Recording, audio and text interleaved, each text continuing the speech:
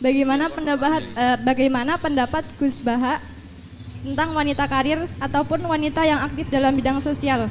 Terlebih wanita ini adalah seorang penghafal Al-Quran. Maksud saya yang wanita karir ini bukan hanya dalam mengajar, tidak hanya bekerja dengan mengajar, tapi dia juga terjun dalam bidang bisnis dan juga suka melakukan inovasi-inovasi baru seperti mendirikan lembaga sosial dengan tujuan untuk menolong orang lain. Dan dalam Islam sendiri, bagaimana aturannya atau batasan-batasannya? Terima kasih. Terima kasih. Hukum-hukum sosial seperti itu tidak usah dijawab secara umum. Nanti kalau tak jawab boleh, kebetulan terjadi kecelakaan saya yang disalahkan. Misalnya terus gak seneng suami, seneng orang lain kan ya repot. Ya. Tapi kalau diharamkan juga tidak banyak yang benar-benar akibatnya itu positif karena orangnya juga positif. Nah di adat fikih Bali, di adat fikih itu hukum fikih yang produknya itu bersifat sosial, biasanya ulama itu pasti khilaf karena nggak ada kepastian semua. Misalnya begini, anak hafid merantau di Jakarta boleh enggak? Dibilang nggak boleh yang manfaatnya banyak, dibilang boleh yang tersesat ya. Kan nggak jelas hukum itu udah harus hafid gini ya sama ini. Dulu ini di kampung khusuk-khusuk tadi Jakarta berulah semua ini. Kayak gitu itu kan nggak jelas karena masalah sosial. Ada ini yang kisah nyata. Istri saya haji itu tidak sama saya, ibu saya haji ya tidak sama bapak. Tak tanya, kata orang-orang tanya, Gus umumnya istri haji sama suami. Terus ada yang cerita, bener Gus, bener jenengan nak haji tidak usah sama suami istri. Kenapa? Mekah itu gak tempat bertarung, biasanya suami istri itu bertarung.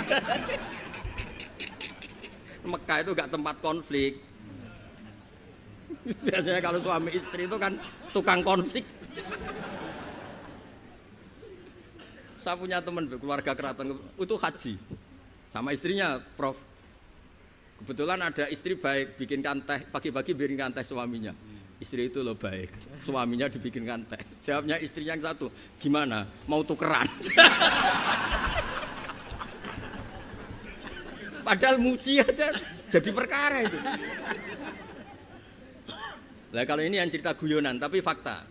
Habis tawaf suaminya nangis. Kenapa Pak nangis? Orang sebanyak itu kok cantik semua, kecuali kamu. Karena lihat orang Pakistan, Turki, Uzbek gitu. Gantian istrinya tawaf, habis itu nangis. Kenapa kau nangis? Semuanya ganteng kecuali kamu. Artinya gini, kalau haji sama suami istri akibatnya begini, masa kamu masih bilang sunat gitu? Jadi di bab sosial tuh gak jelas apa? Pernah ada cerita Sayyidah Khadijah, perempuan saudagar, perempuan kaya, sukses. Bahkan ada cerita perempuan yang luar biasa, suaminya tuh gak bener sama sekali. Asia, punya suami gak bener, dia tetap jadi orang baik. Ada yang suaminya orang baik, tetap dia gak karu-karuan, istrinya Nabi Nuh. Itu bukti kalau masalah sosial itu tidak usah dibakukan. Nah, jadi kalau ditanya orang, Gus saya ini perempuan cantik, saya anaknya orang nggak punya, saya harus kerja di mana? Saya mesti fatwanya tunggal. Kalau bisa di pabrik atau tempat terbuka, karena pantangannya perempuan itu layak keluar narojulun bimroatin. Kalau kamu cantik, usahakan jangan pembantu rumah tangga. Pokoknya usahakan yang di tempat terbuka, karena itu panduannya Islam. Kalau kita punya anak cantik, nyun sewu, kendaraan umum kayak bis tentu lebih aman timbang yang privat. Itu kalau boleh memilih. Ini kan cerita fikih. Tapi kalau pakai individu kan tidak ada bisa jamin semua kan. Jadi fikih-fikih sosial itu biasanya ulama tidak punya baku ya. Pokoknya saya jawab saya. Ya kalau mau orang baik dan punya akibat baik ya baik. Kalau orang baik ya karena bisa apa kita di depan hukum sosial.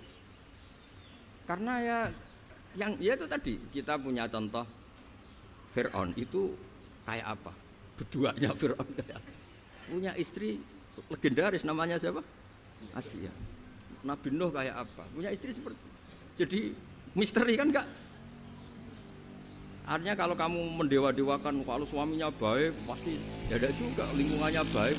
Lingkungannya Fir'aun kurang apanya? Kurang kelirunya. Sekeliru-kelirunya tapi tetap